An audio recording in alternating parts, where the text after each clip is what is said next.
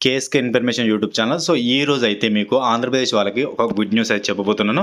So, ముందే ఇచ్చిన రాష్ట్ర ప్రభుత్వ అప్డేట్ అయితే ఏంటంటే, మనకు అన్నదాత సుఖీభవ కింద 4 విడత అమౌంట్ అయితే విడుదల చేయబోతున్నారు. సో, దానికి సంబంధించిన ఒక ముఖ్య అప్డేట్ అయితే మీకు వీడియోలో చెప్పబోతున్నాను. సో, ఇలా చేసిన ఉన్న వాళ్ళకి మాత్రమే ఇప్పుడు నేను చెప్పిన విధంగా ఎవరెవరికి అమౌంట్ అయితే పడుతుందో, ఎవరెవరికి పడదో మీకైతే వీడియోలో ఎక్స్‌ప్లెయిన్ చేస్తాను కాబట్టి వీడియో అనేది స్కిప్ చేయకుండా చూడండి.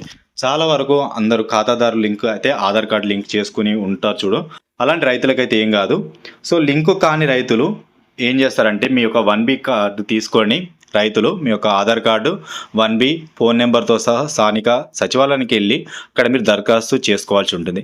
దాన్ని వీఆర్ఓ తహసీల్దార్ నిర్ధారించాక అనుసంధాన ప్రక్రియ పూర్తవుతుంది. ఆ తర్వాత మీకు ఆటోమేటిక్‌గా ఆధార్ కార్డ్‌కి మీ యొక్క మొబైల్ నెంబర్ అయితే లింక్ అవుతుంది. సో, తద్వారా మీకు అమౌంట్ అయితే వెంటనే పడిపోతుంది.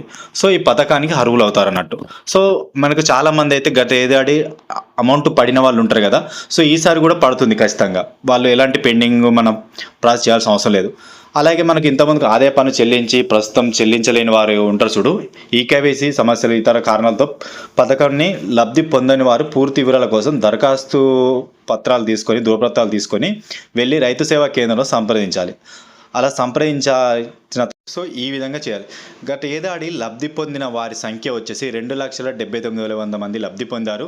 అందించిన మొత్తం 5,226.63 కోర్స్ అయితే మనకు లబ్ధి అయితే పొందడం జరిగిందన్నట్టు. సో, ఈసారి కూడా ప్రతి ఒక్కరైతే ఆంధ్రప్రదేశ్ మన రైతులు అయితే మన అన్నదాత సుఖీభవ పథకం కింద చాలా వరకైతే మనమైతే అమౌంట్ అయితే పొందవచ్చు కాబట్టి ఎవ్వరు కూడా మిస్ అయితే చేసుకోకండి. మీకు అమౌంట్ జమ కాకపోతే మాత్రం ఖచ్చితంగా మీరైతే మీ యొక్క ఆధార్ కార్డ్ లింక్ చేసుకోవాల్సి ఉంటుంది. చేసుకుంటే మాత్రం మీకు అమౌంట్ అయితే వెంటనే జమ అవ్వడం జరుగుతుంది అన్నట్టు. అలాగే కౌలు చేసే రైతులకైతే అమౌంట్ అయితే పడలేదు. సో, వారి కోసం అయితే మా ప్రభుత్వం అయితే ఒక మరికొత్త ఆలోచన చేస్తుంది. సో, వారికి కూడా తొందరలోనే అమౌంట్ పడే విధంగా కూడా చేయడం జరుగుతుంది కాబట్టి ఎవ్వరు కూడా మిస్ అయితే చేసుకోకండి.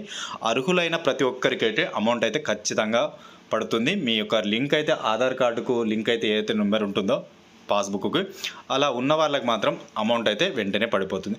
సో, లేని వాళ్ళైతే మీ దగ్గరలోని సచివాలయానికి వెళ్ళి 1బీ పత్రం ఇవన్నీ తహసీల్దార్కి అప్పచెప్పి మీ యొక్క మొబైల్ నెంబరు రిజిస్టర్ చేసుకొని వచ్చారంటే మీకు 1-2 డేస్లో మీకు లింక్ అయిపోయిందంటే ఆటోమేటిక్గా మీ యొక్క అకౌంట్లోకి అమౌంట్ అయితే విడుదల అవ్వడం జరుగుతుంది.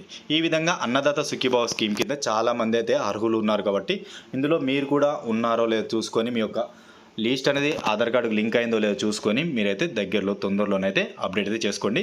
ఈ లిస్ట్ అయితే ఎప్పుడు వస్తుందనేది కూడా మనకు త్వరలోనే విడుదల చేస్తారు. సో, అప్పుడైతే మేము మరి కొత్త వీడియోతో మీకైతే చెప్తాను. అలాగే లిస్ట్లో మీకు అప్రూవల్ అయిందో లేదో కూడా చూసుకోవచ్చు. అది కూడా నీకు నెక్స్ట్ వీడియోలో మీకు అన్నదాత సుఖీభవ స్కీమ్ అయితే అర్హులు అయ్యారో లేదో కూడా ఏ విధంగా చెక్ చేసుకోవాలి, ఆ చెకింగ్ అనేది ఎలా లింకు అనేది మీకు నెక్స్ట్ వీడియోలో చెప్తాను. గైస్, వీడియో నచ్చితే తప్పకుండా లైక్, కామెంట్, షేర్ చేయండి. అలాగే thank you for watching my video friends. Thank you.